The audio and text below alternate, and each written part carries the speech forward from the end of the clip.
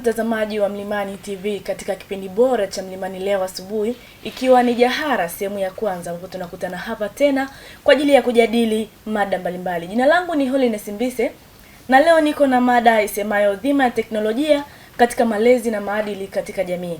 Dhima ya teknolojia katika malezi na maadili kwa jamii. Na nimepata bahati ya kuwa na mgeni ambaye yeye ni mwanafunzi wa shahada ya falsafa na maadili katika chuo kikuu cha Dar es Salaam, ambaye ni Maglan Gideon.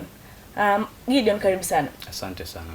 Habari za asubuhi? Mungu ni mwema. Unasomea falsafa na maadili. Ndio. Tungetamani kujua maadili ni nini haswa kwa jamii tunavyozungumzia kwa upande wa maadili. Asante sana. Tukizungumzia maadili, kwanza ni mwenendo wa maisha ya mwanadamu kwa kila siku, lakini tunaweza tukasema ni vile ambavyo mwanadamu anatambua na kujua namna ya kuishi na ni yapi ya kuyafanya na yapi yasiyofaa kufanywa katika jamii. Teknolojia ina mchango wote katika maadili kwa sasa? Teknolojia ina mchango mkubwa sana. Kwanza ina mchango chanya, lakini pia ina mchango hasi kwa jamii yetu ya sasa. Tupe kidogo kwa habari ya mchango hasi na chanya wa teknolojia. Asante sana. Tukianza na mchango hasi kwa jamii ya sasa, teknolojia inaathiri kwa kiasi kikubwa maadili ya jamii yetu, hasa katika eneo zima la mawazo au fikra au mtazamo wa kila mwanadamu, jinsi ambavyo anaishi, kwa sababu tumekuwa na mwingiliano mkubwa wa mawazo kutoka kwa watu mbalimbali, kutoka kwa jamii tofauti tofauti. Kwa mfano kama jamii ya Watanzania, teknolojia inapelekea zaidi kupata mitazamo tofauti tofauti kutoka kwa jamii zingine. Mfano tukizungumzia jamii za watu wa Magharibi, jamii za watu wa bara la Asia na kadhalika. Kwa hiyo tukizungumzia athari zinazotokana na maendeleo ya teknolojia, kwanza tutazungumzia athari katika eneo la mahusiano ya kijamii. Kama ambavyo tunatambua, jamii yetu ya Tanzania tumekuwa na mahusiano bora zaidi hapo awali, lakini kwa sasa mahusiano yetu yameathiriwa zaidi na teknolojia. Kwa mfano, tumekuwa tukiwasiliana vizuri kama wanajamii ama kama Watanzania katika nyanja mbalimbali, lakini kwa sasa imekuwa ni rahisi zaidi kama ambavyo imepelekewa na teknolojia kuwasiliana hata labda na wazazi kwa namna ambavyo sio ya karibu zaidi. Ukitaka kuwasiliana na mzazi wako yupo mkoani, unapiga simu badala ya kuonana naye. Inawezekana ni jambo ambalo ni kubwa, ni jambo bora ambalo ilipaswa ukutane naye, lakini unarahisisha kutokana na teknolojia. Lakini pia teknolojia imeathiri faragha. Tunasema faragha, si ndio? Kwa sababu watu wamekuwa hawafichi siri, wamekuwa wanaweka wazi. Wanakuwa wanaweka mitandaoni. Kwa mfano kwenye eneo la mahusiano, wengine wamekuwa wakipiga picha za utupu, picha za wazi na kuziposti mitandaoni, jambo ambalo linaathiri kwa kiasi kikubwa maadili. Lakini pia athari nyingine tunayopata ni kukopi staili mbalimbali za watu kwa sehemu zingine ama wa jamii zingine. Kwa Watanzania, mfano swala la mavazi ni swala ambalo linazingatiwa sana. Unapokutana na mtu yoyote ukawa umevaa kwa namna ambayo sio ya kuridhisha, atakutafsiri kwamba hauna maadili. Lakini kwa watu wa mabara mengine, wao wanaweza wakavaa vyovyote na wasitafsiriwe kwa namna yoyote. Kwa kutokana na teknolojia, watu wamekuwa wakikopi baadhi ya style mbalimbali, mfano namna ya uvaaji. Watu wamekuwa wanavaa nguo ambazo sio za kuridhisha ama yasioendana na maadili ya Mtanzania ama ya jamii yetu. Hizo ni athari hasi. Tukija katika ngazi ya familia, tunajua kwamba kwa kutokana na maendeleo ya sayansi na teknolojia, sasa hivi hata watoto wadogo wanajua vizuri kwa habari ya matumizi labda ya smartphone, tablets, computers. Unafikiri maendeleo haya ya sayansi na teknolojia yanaathiri zaidi watoto katika malezi au yanazidi kuwaboresha?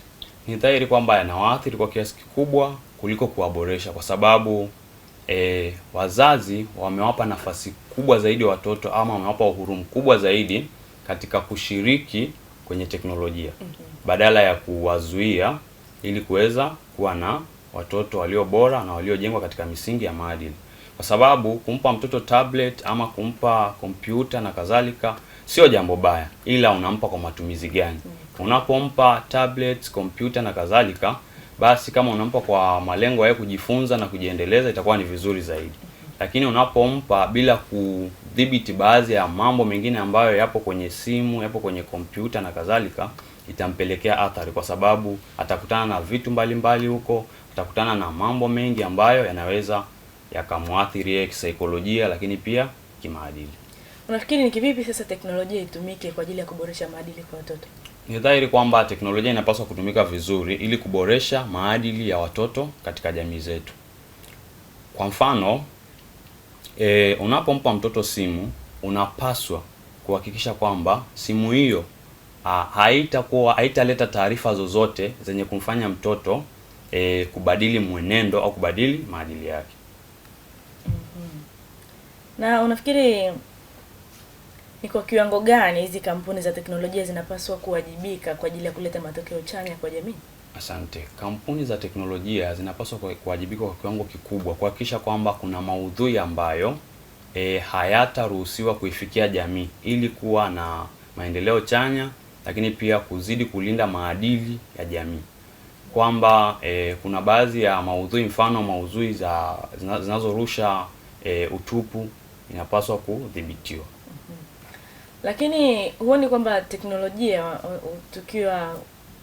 wakizuia labda baadhi ya vitu, haoni kwamba itakuwa inaingilia uhuru binafsi, kwamba watu wanaamini kwamba kwa mfano mitandaoni ni sehemu ya kuhifadhi kumbukumbu zao za picha, ni sehemu ya kufanya biashara zao?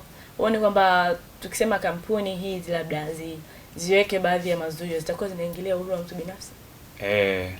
Kuingilia uhuru wa mtu binafsi ni sawa na ni sahihi kama huo uhuru utakuwa na athari hasi kwa watu wengine, si ndio?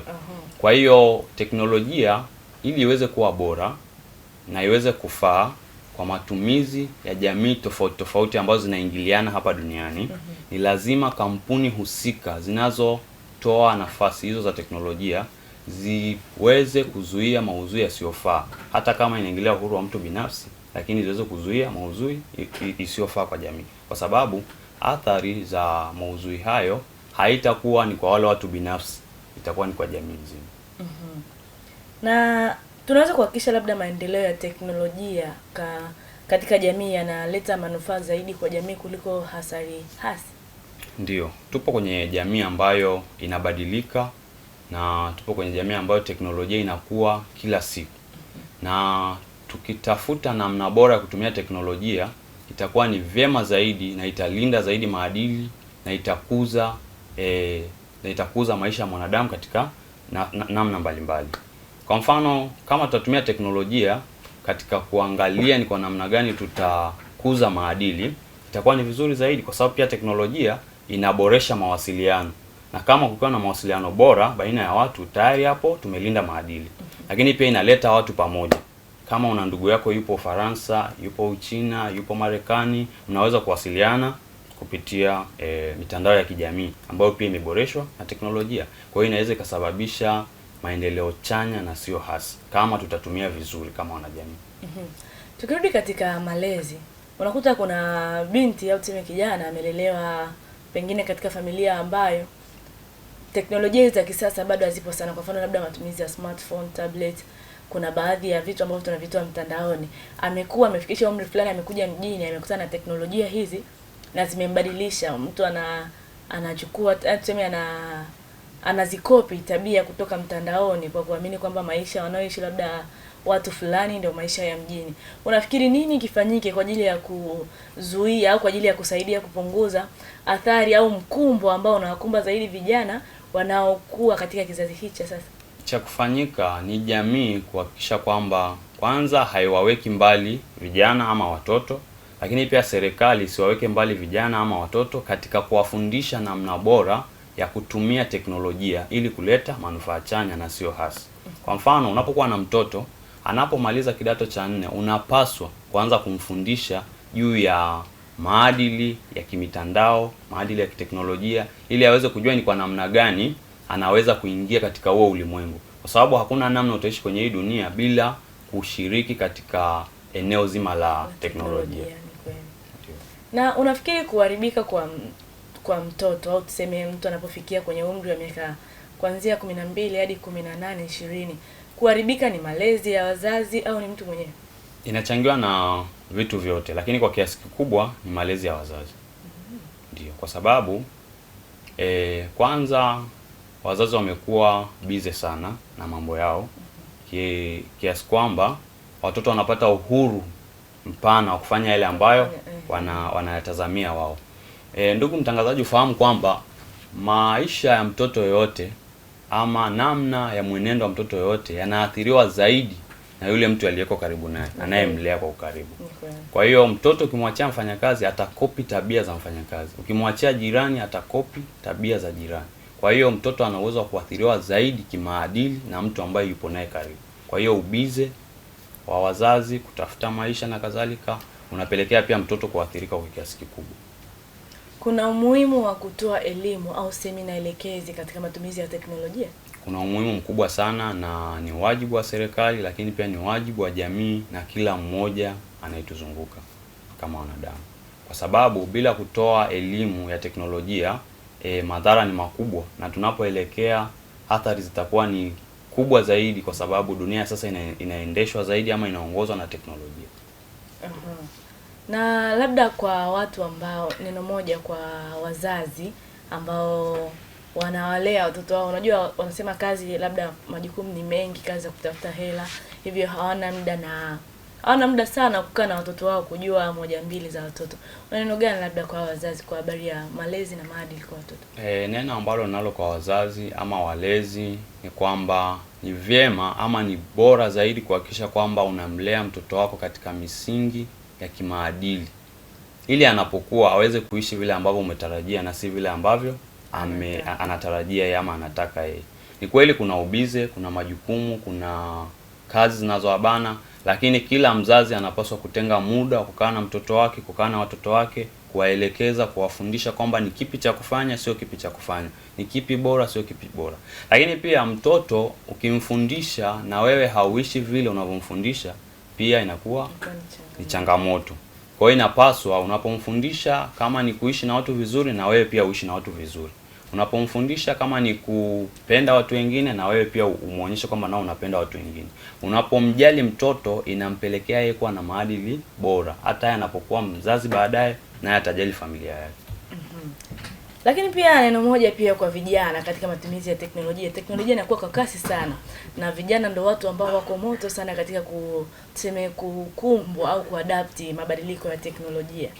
Vijana kwa jamii ya sasa ndio kundi linaloathiriwa zaidi na teknolojia ukilinganisha na wazee pamoja na watoto wanaokuwa. Kwa hiyo vijana wanapaswa kuwa makini sana katika eneo la teknolojia. Kwa sasa vijana wamekuwa wakishinda zaidi mtandaoni bila kufanya kazi. Vijana sio waadilifu, vijana hawaaminiki, kwa sababu teknolojia imewaathiri kwa kiasi kikubwa. Hata mwenendo wa uvaaji, katika kuishi na watu wengine, vijana wamekuwa na tatizo kubwa katika hilo eneo la teknolojia. Kwa hiyo kama kijana unapaswa kujua ni kipi cha kufanya ili teknolojia isikuathiri, lakini pia ni kipi cha kufanya ili teknolojia ikuletee manufaa chanya. Kuna vijana pia ambao wamefaidika kupitia teknolojia. Wamefaidika kwa kiasi kikubwa, wengine wameanzisha biashara zao kupitia teknolojia, wameangalia biashara anafanya mtu mwingine maeneo mengine, wameachukua na kuyafanyia kazi. Kwa hiyo kijana, ili uweze kuendana na ama uweze kunufaika na teknolojia, ni lazima uchukue yale yaliyo bora na yaliyo muhimu kutoka katika teknolojia, na sio yale ambayo yatakuathiri katika maisha yako.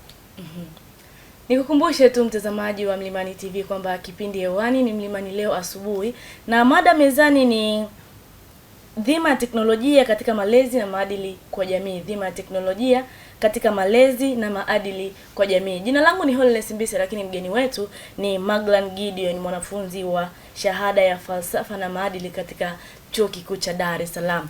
Labda kwa mwisho tu kwamba ni mabadiliko ya sasa hivi katika jamii, ni teknolojia ilaumiwe au ni jamii na sisi pia tuna makosa?